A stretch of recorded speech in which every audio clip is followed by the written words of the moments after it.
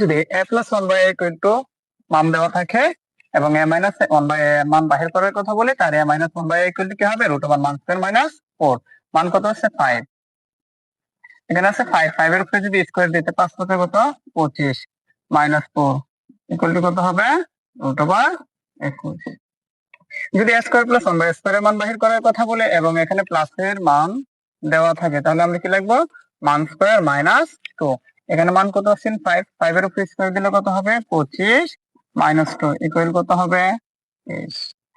যদি এখানে প্লাসের মান থাকে a cube plus 1/a cube বাহির করার কথা বলে, তাহলে আমরা লিখবো কি? মান কিউব মাইনাস 3 ইনটু মান। এখানে মান কত আছে? 5, 5 এর উপরে কিউব দিলে কত হয়?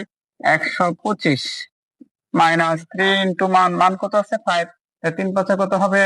15 ইকুয়াল টু কত হচ্ছে? 110। তারপরে এখানে মান কত আছে? 5, 5 এর উপরে স্কয়ার দিলে কত হবে? 25 মাইনাস 2, এর উপরে কি আছে? Square minus 2। 25 থেকে 2 বাদ দিলে কত থাকবে? 23।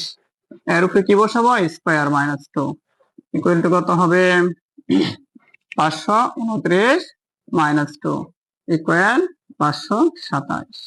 যদি তুমি এই সূত্রগুলো মনে রাখতে পারো, তাহলে এমসিকিউ খুব সহজেই আনসার করতে পারবা। তবে মনে রাখবা, এটা শুধু এমসিকিউ এর জন্য, এটা কিন্তু আবার সৃজনশীল করার জন্য প্রয়োগ করিও না, ঠিক আছে?